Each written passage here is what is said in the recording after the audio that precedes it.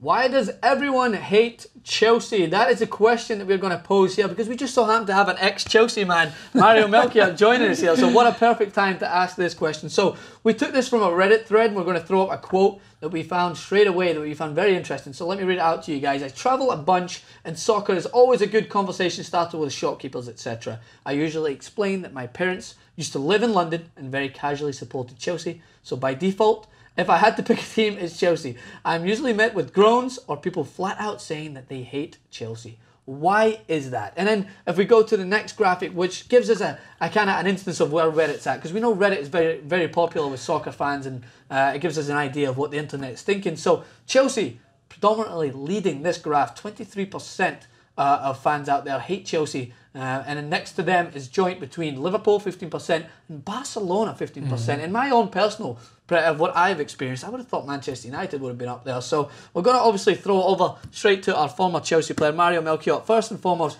why is this? Why does this happen? I mean, people, of course, Mourinho, the way his philosophy is about the game is he wants to create the attention and pull the fans towards him and make sure that they point the finger at him. Yeah. And it allows his team to perform. He's done it everywhere, you understand? And he's also the one that started the success for Chelsea. So for him to come back, that's why probably if we look at the ratio, that's how people see it. Yeah. Now going back to, I was at Stamford Bridge a week ago now. Yeah. And I spoke to him.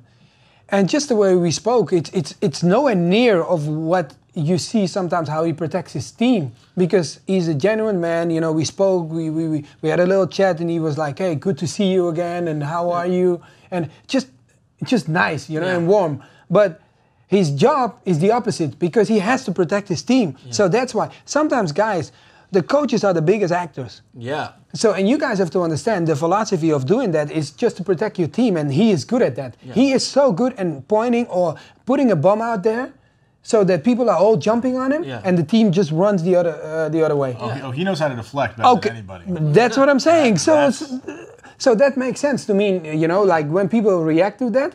But hey, it's also, hey, when you win, or if you're successful, or if you have a chance to be very successful and keep being successful, people are always going to point a finger. Look at Barcelona. Yeah. That is a totally different way of playing. Barcelona plays football the way people want to see it. Yeah. They still hate them. Why? Because they're winning so much. Then you look at Chelsea, it's probably when people say like, hey, they're so much based on the counter-attack. When they score a goal, they shut you down, blah, blah, blah.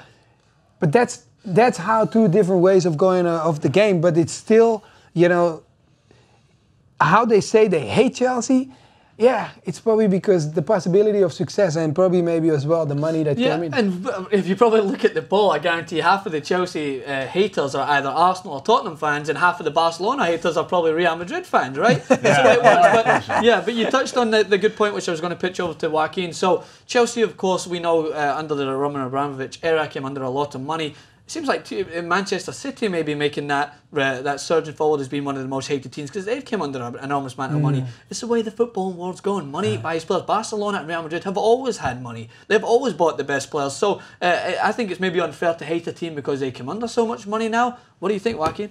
Well, I think it varies from case to case. Yeah. You know, specifically saw with Chelsea when Roman Abramovich came in.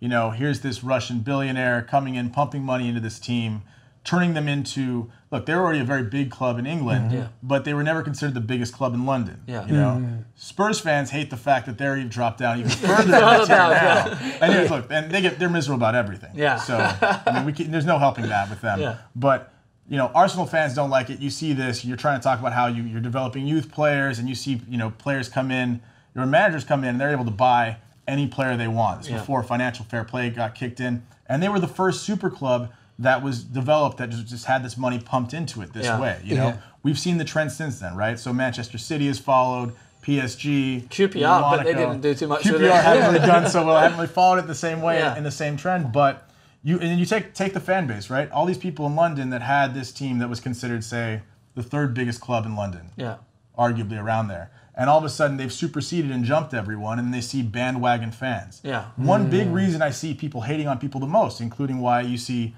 so much hate for Manchester United, is that you walk around London, tons of people in Manchester United kits, you know? And all of a sudden, there's all these Chelsea fans. You know, you walk in somewhere, look, Mario, I'm sorry to bring this up.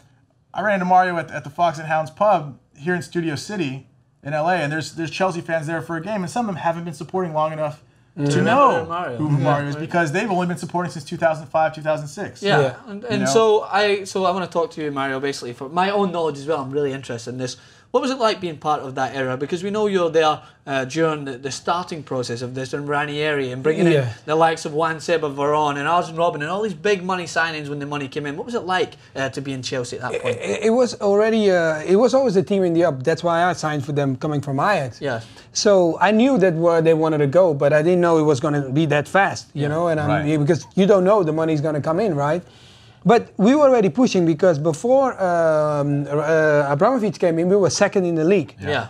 So then he comes in. So we were already pushing now. I think it was just actually the last season when I left, it was second. But the one before, we were already pushing to go for the title. Our focus point was getting, hey, guys, we can do something here now. Yeah.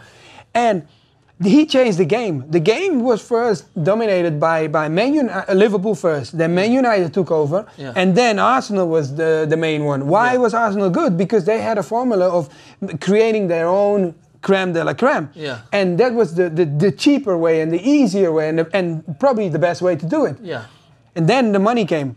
But now I still have to say, guys, there's a lot of teams in the world that have money, but they don't know how to spend it. I agree. True. So, and that's the whole point. But because people point out fingers at Arsene Wenger of saying, like, why is he not spending? Yeah. Or they look at Tottenham, they get 100 million almost for what? Bale? And what do they spend it on? Great talent, but you got to make a talent into a team. Yeah. And that's also the problem. So I agree, you understand, probably Chelsea has a lot of money and the stuff that's happening and the build to create this. Yeah. It was an amazing journey. We were, from one point, you were a focus point, but now you became a celebrity. Yeah. When he came in, you were a celebrity. Because anything we would do, it will be in the papers or on TV. Nice. You were, sometimes I felt like, I woke up and I'm like, hey guys, I'm in the papers. You understand? And again, this is something that I think Manchester City are facing this season, because the money, I felt like Mancini came under a lot of scrutiny. I think he spent the money pretty well that he had in order to build a team that was good enough to start that foundation. Pellegrini comes in, spends 40 million on Mangala, and don't get me wrong, he'd probably be a good player in certain teams.